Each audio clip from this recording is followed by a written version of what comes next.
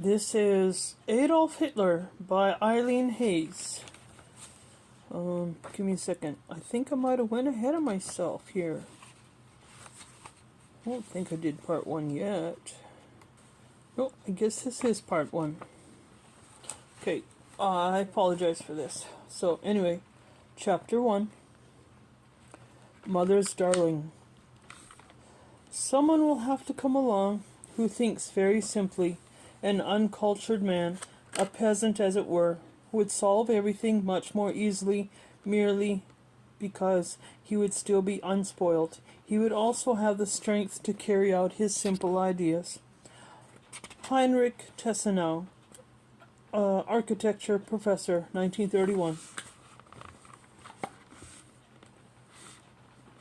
On the evening of April 20th, 1889, at an inn called the Gasthof Sun Palmer, is the village of Bromnau and am in Austria. The third wife of an Austrian customs official gave birth to a son. He would be baptized and raised as a Catholic in the religion of his country. His name was Adolf Hitler. Adolf's ancestries were small farmers and craftsmen. The family name was spelt various ways, including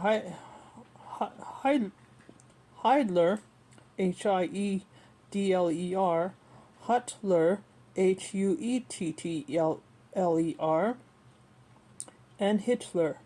Forgive me if I mispronounce a couple of these names. Adolf's father, Alois, was given none of these names when he was born in 1837 to an unmarried peasant named Maria Ann Skripgruber.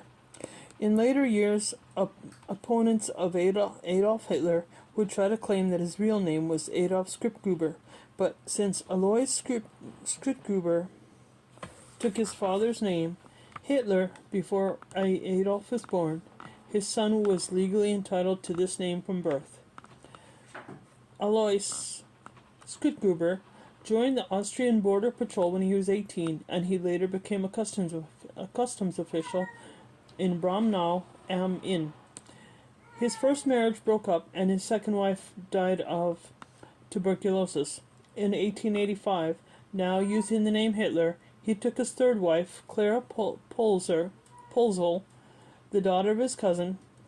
His family had lived in the same land in Spile, Austria, for 4 generations. She was also pregnant with Alois's child when they were wed.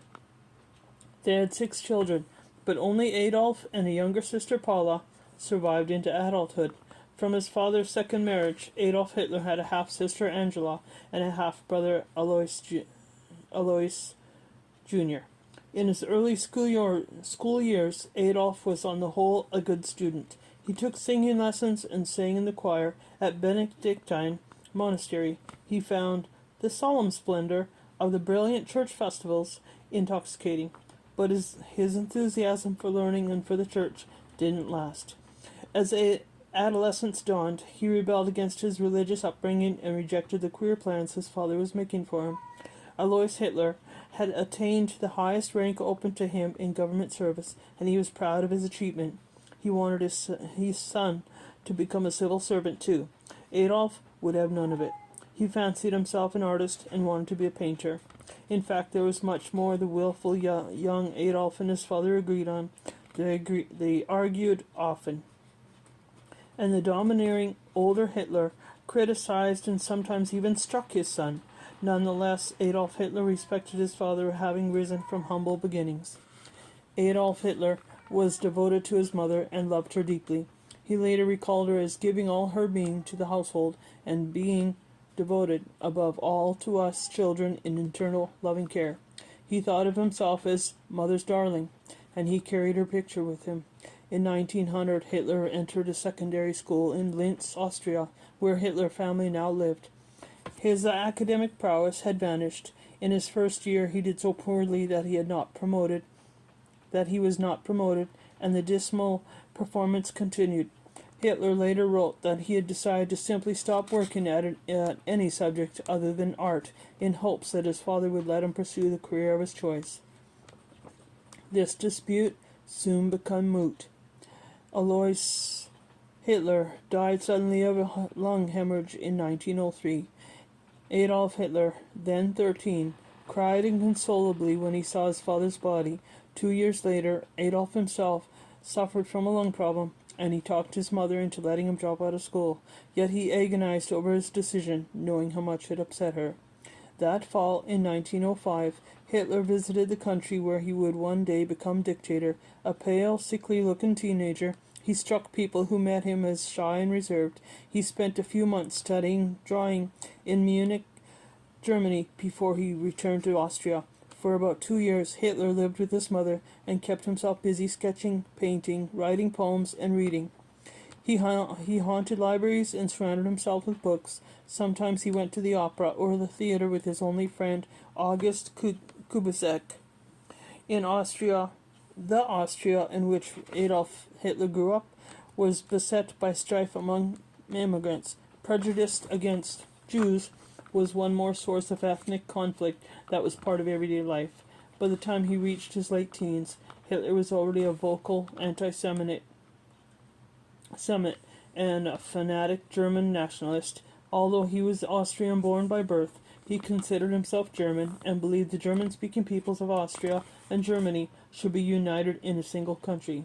Furthermore, he firmly believed that he himself would one day receive a mandate from the people to lead him. Disappointment sows seeds of hate. In October 1907, Hitler moved to Vienna, planning to attend the Academy of Fine Arts there. But his hopes were shattered when he took the entrance exam for the Academy School of Painting. His test drawings were rated unsatisfactory, and he was not admitted. He had been confident of his ability, and later said, "The rejection struck me as a bolt from the blue." According to Hitler's account, an Academy official told him that he would never make it as a painter and should study architecture, but getting into architectural school would have required a high school diploma or a demonstration of exceptional talent. Although he had been interested in architecture for some time, Hitler let the matter drop. On the heels of the Academy's rejection came tragedy. Hitler's beloved mother, Clara, died of breast cancer on December 21st, 1907. Hitler had rushed home to care for her when he heard she was sick, and he was crushed by her death. He wrote that, even though she had known her illness was terminal, it was a dreadful blow, particularly for me. I had honored my father, but my mother I had loved. Kubizek put it this way: he had lost the only creature on earth on whom he had concentrated his love, and who had loved him in return. Hitler talked Kubizek into moving to Vienna, and the two shared a room there. Hitler pretended to be a student living on a small pension and support from relatives. He continued reading industriously and made a habit of sitting in on sessions of the Austrian parliament. At night he ranted to a roommate about the sufferings of the German people and about what he already perceived as the Jewish problem. Although he lived and breathed politics, Hitler was not a joiner and did not associate with any existing political parties at the time. In October 1908, while Kubizek was in Linz, Hitler tried again to get into the academy. This time his portfolio was judged as so poor that school officials saw no point in letting him take the entrance exam. Leaving no word with Kubizek or his family, Hitler disappeared into the shadows of Vienna, where he tried with little success to peddle his paintings. He worked on some small art projects, but within a year, 20-year-old Adolf Hitler was flat broke. He had lost the room he had been renting. For a few days he panhandled for money and slept in cafes and on park benches. Then, in late 1909, he landed in a shelter for the destitute where he would get free soup. After a few months there, he moved to a slightly less seedy shelter called the Home for Men. While he lived there, Hitler consumed newspapers hungrily, sometimes clutching two while reading a third. He would keep to himself and read or work on a painting until he overheard a comment about politics. And then he would leap up and argue anyone within earshot, then abruptly stop, shrug, and return to his task. Hitler stayed for 3 years at the Home for Men, scratching out a living by selling paintings and wandering the streets among the dregs of Vienna. His family thought he was dead. He later wrote, "In this period there took shape within me a world picture and a philosophy which became the granite foundation of all my acts. Vienna teemed with immigrants and were plagued with poverty and overcrowding.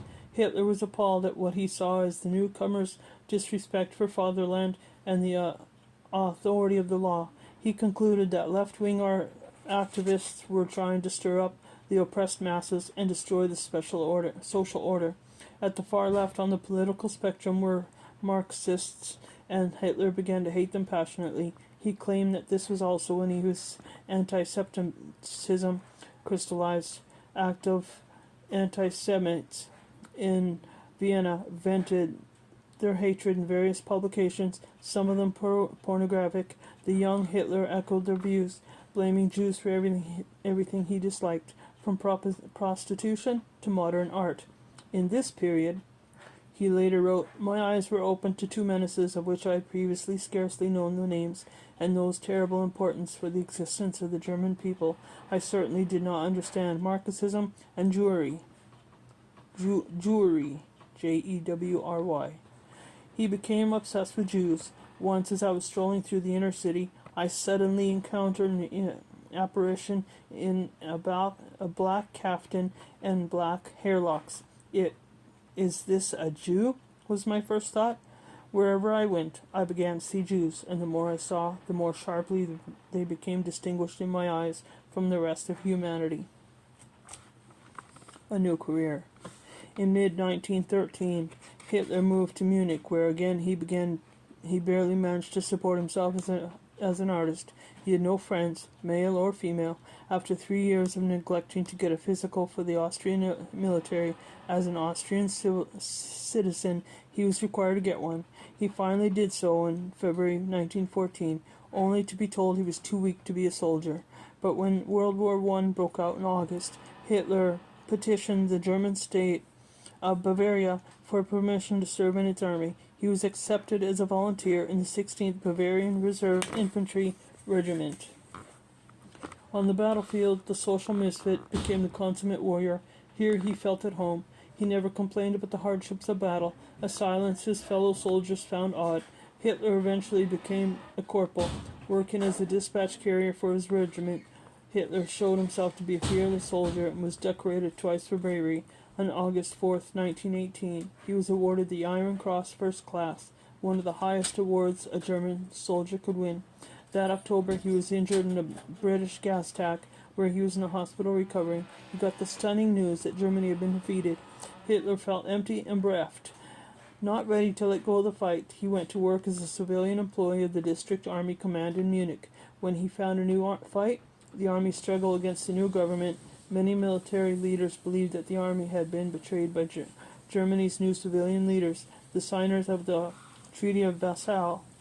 These military men wanted nothing more than to see the Weimar government democracy overthrown. Hitler shared this desire. The District Army Command put Hitler to work, lecturing returning soldiers and looking into the many right-wing political groups popping up in Munich. He found that he had talent for public speaking. More important, it was in this job that the future dictator stumbled, quite by accident, onto the organization that would be his path to absolute and unchallenged power. End of 1.